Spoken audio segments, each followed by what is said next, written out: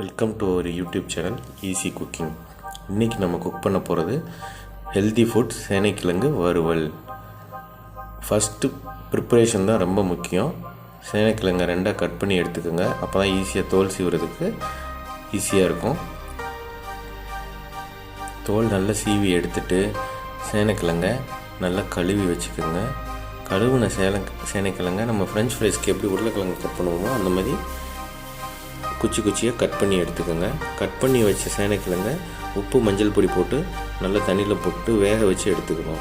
வேக வச்சு தண்ணியெல்லாம் வடிகட்டினதுக்கப்புறம் அந்த சேனைக்கிழங்குல நம்ம கொஞ்சம் மசாலா போடணும்.